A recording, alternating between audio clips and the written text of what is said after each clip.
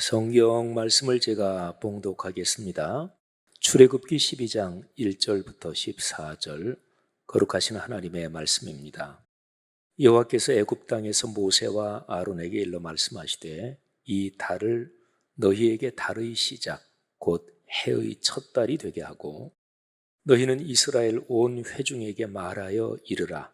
이달 열흘에 너희 각자가 어린 양을 잡을지니 각 가족대로 그 식구를 위하여 어린 양을 취하되 그 어린 양에 대하여 식구가 너무 적으면 그 집의 이웃과 함께 사람 수를 따라서 하나를 잡고 각 사람이 먹을 수 있는 분량에 따라서 너희 어린 양을 계산할 것이며 너희 어린 양은 흠없고 1년 된 수컷으로 하되 양이나 염소 중에서 취하고 이달 열 나흔 날까지 간직하였다가 해질 때에 이스라엘 회중이 그 양을 잡고 그 피를 양을 먹을 집 좌우 문설주와 인방에 바르고 그 밤에 그 고기를 불에 구워 무교병과 쓴 나물과 아울러 먹되 날것으로나 물에 삶아서 먹지 말고 머리와 다리와 내장을 다 불에 구워 먹고 아침까지 남겨두지 말며 아침까지 남은 것은 곧 불사르라. 너희는 그것을 이렇게 먹을지니 허리에 띠를 띠고 발에 신을 신고 손에 지팡이를 잡고 급히 먹으라. 이것이 여호와의 유월절이니라. 내가 그 밤에 애굽 땅에 두루 다니며 사람이나 짐승을 막론하고 애굽 땅에 있는 모든 처음 난 것을 다 치고 애굽의 모든 신을 내가 심판하리라. 나는 여호와라. 내가 애굽 땅을 칠 때에 그 피가 너희가 사는 집에 있어서 너희를 위하여 표적이 될지라. 내가 피를 볼 때에 너희를 넘어가리니 재앙이 너희에게 내려 멸하지 아니하리라. 너희는 이 날을 기념하여 여호와의 절기를 삼아 영원한 규례로 대대로 지킬지니라. 아멘. 기독교 신앙을 설명하는 방법 중에서 관계를 중심으로 기독교 신앙을 설명하면 참 좋습니다. 우리 오랜 기독교 전통도 그렇고 또 신학적으로도 기독교 신앙을 관계로 설명하는 게 참 중요하고 또 굉장한 유익이 있습니다. 관계를 중심으로 기독교 신앙을 설명하면 기독교 신앙은 세 가지 관계 속에서 살아가는 것이 기독교 신앙이라고 말할 수 있습니다. 첫 번째는 하나님과의 관계입니다. 두 번째는 다른 사람들과의 관계고요. 그리고 세 번째는 사람 이외의 다른 모든 피조물들, 자연 환경, 또 우리가 살아가는 사회적인 모든 환경들 다 통틀어서 환경과의 관계입니다.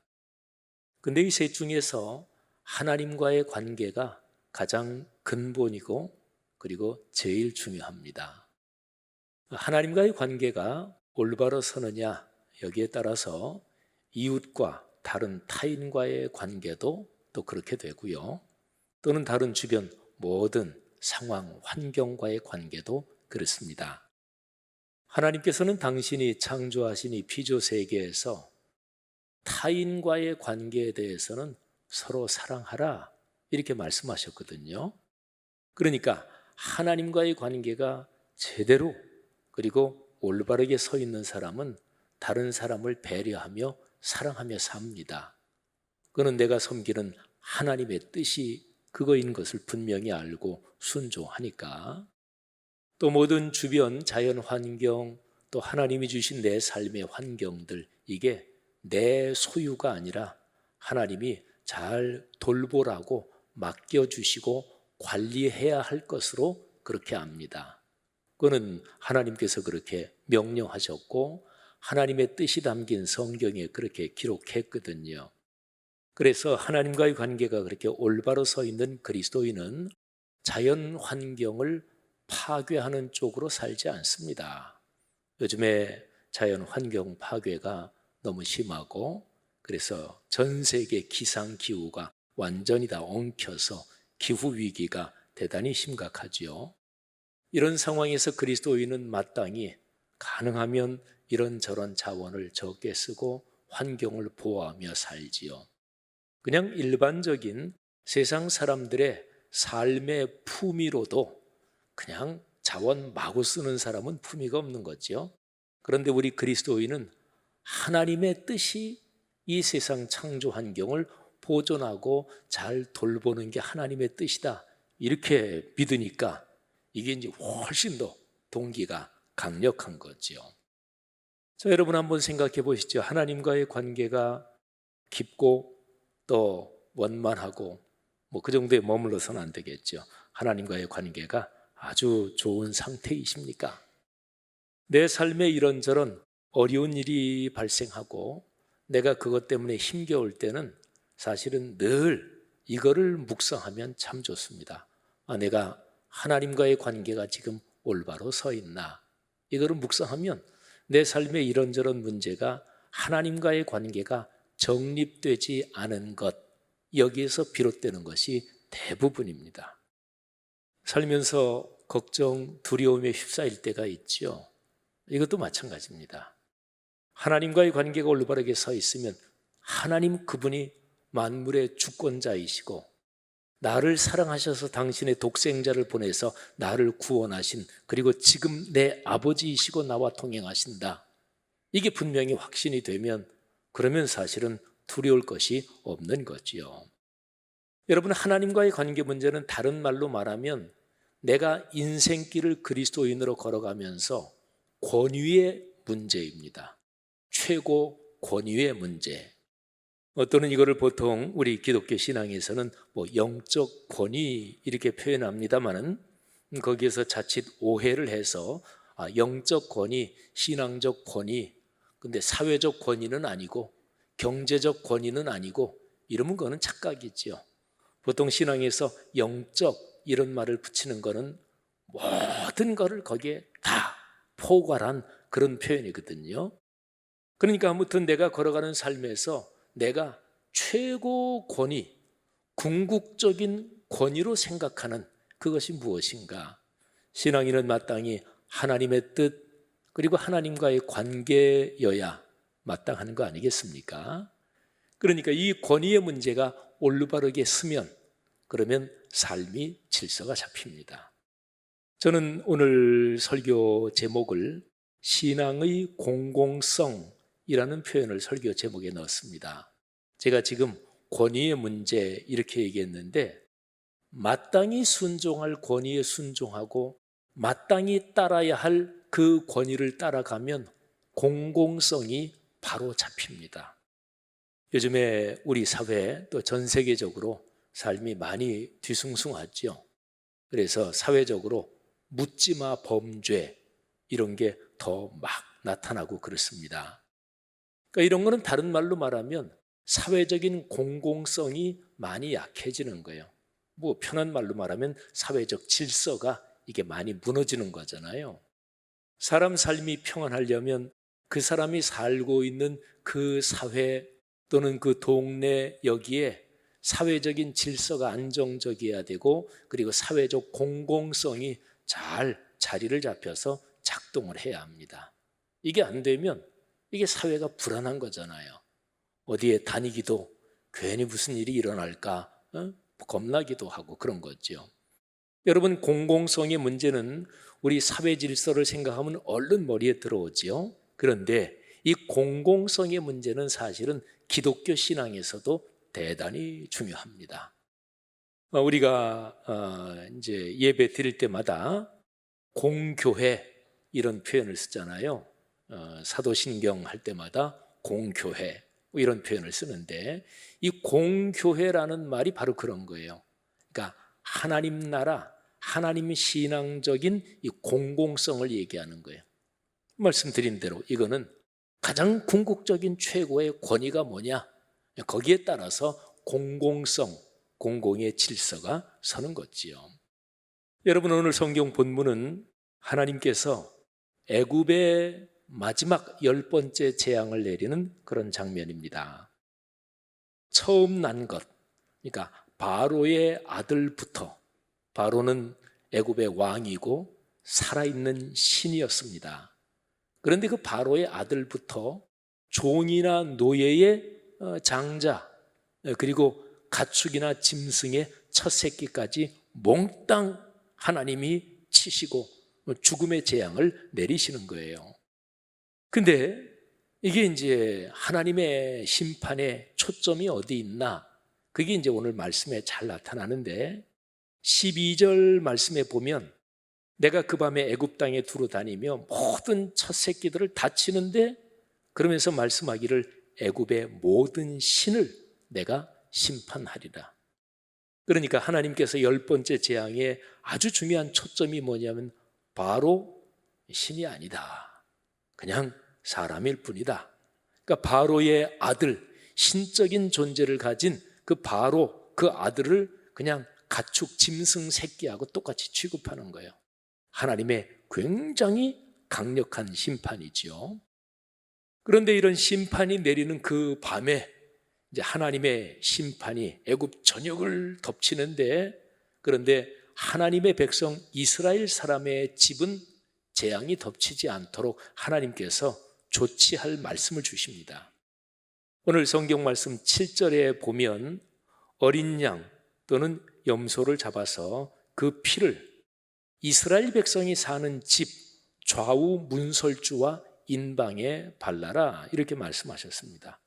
좌우 문설주는 이게 이제 양쪽 기둥을 말하죠. 인방은 이 가름대를 말하죠.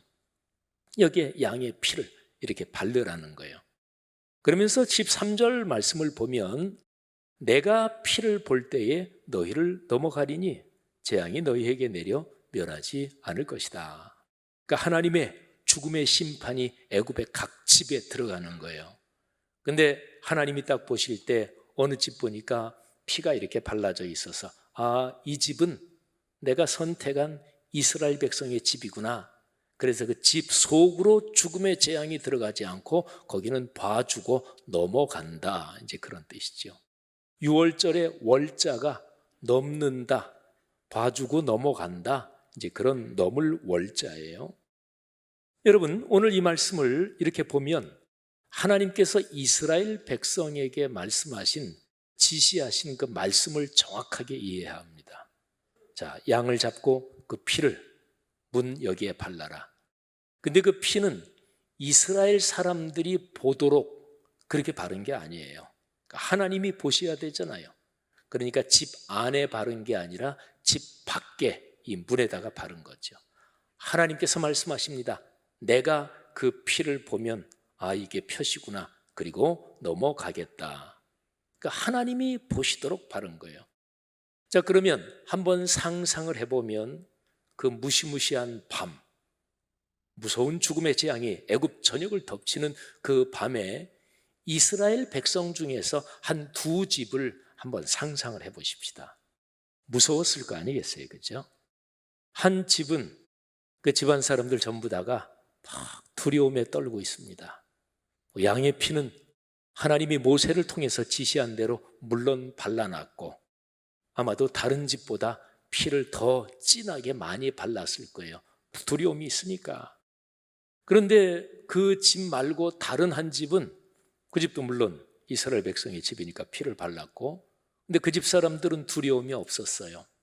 하나님께서 모세 그분에게 주신 말씀대로 피를 발라놨으니까 하나님이 우리 집에는 죽음의 재앙이 덮치지 않도록 여기는 넘어가신다.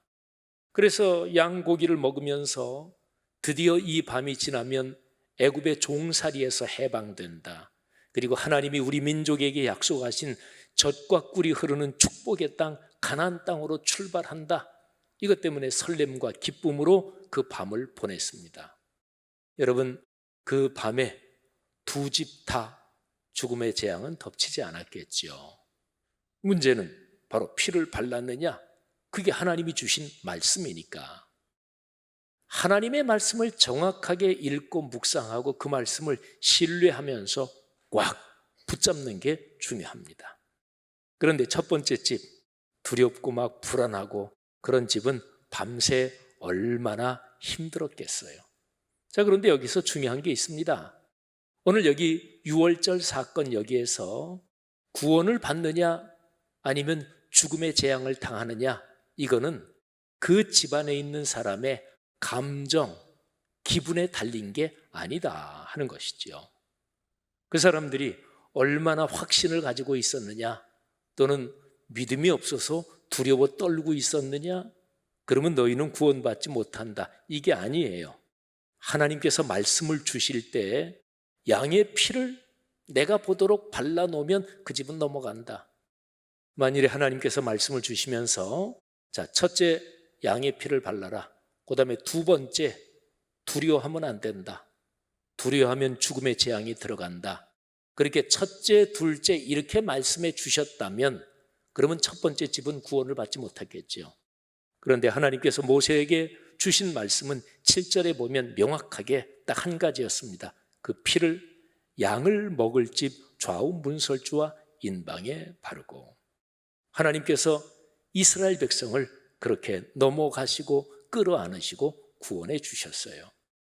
여러분, 오늘 이 본문 말씀을 이렇게 묵상하면서 여기에서 우리는 대단히 중요한 신앙의 기본 중심을 여기에서 발견하게 됩니다. 아까 제가 말씀드렸지요. 기독교 신앙에서 제일 중요한 것 관계다. 그런데 하나님과의 관계, 타인과의 관계, 주변 환경과의 관계에서 하나님과의 관계가 근본이라 그랬죠. 그런데 이 하나님과의 관계는 하나님의 거룩한 말씀, 66권 성경 말씀, 그거를 잘 이해하고 듣고 거기에 순종하느냐, 이거를 통해서 하나님과의 관계가 서는 거거든요. 자, 신앙생활에서 내 기분이 이래, 내가 이렇게 지금 느낌이 그래, 거기에 기초를 두면 안 돼요. 내 생각에는, 내가 아는 바로는 거기에 기초를 두면 안 돼요.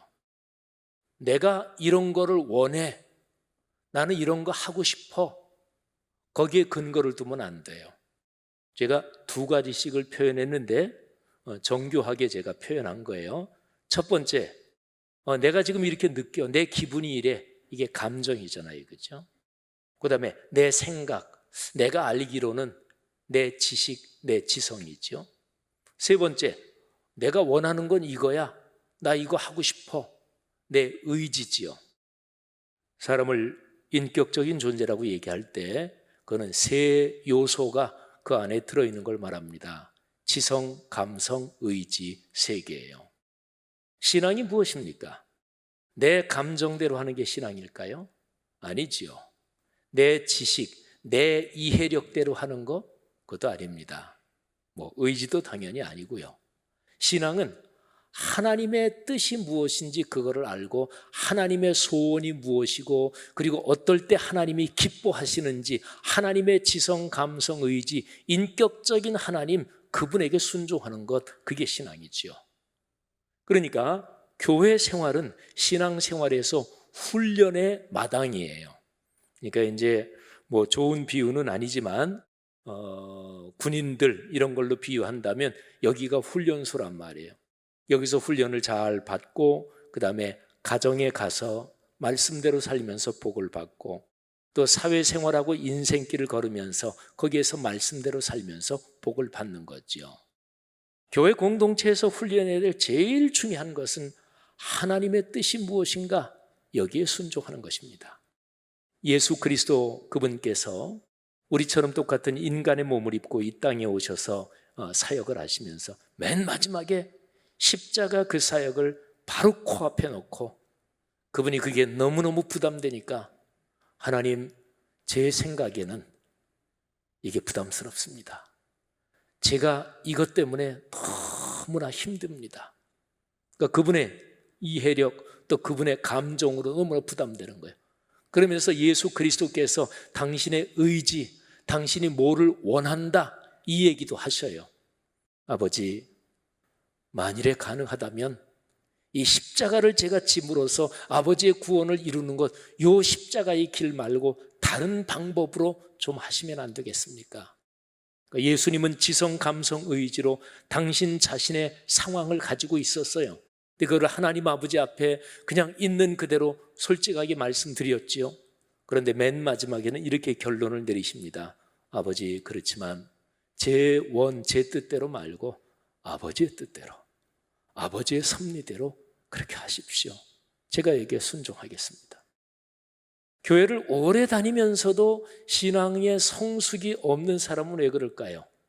바로 이 권위에 대한 문제에서 이게 생각이 올바로 정리가 안 돼서 그래요. 하나님과의 관계, 거룩한 66권 말씀, 그래서 영적인 권위에 순복하고 그 훈련이 안 돼 있어서 그런 것이지요.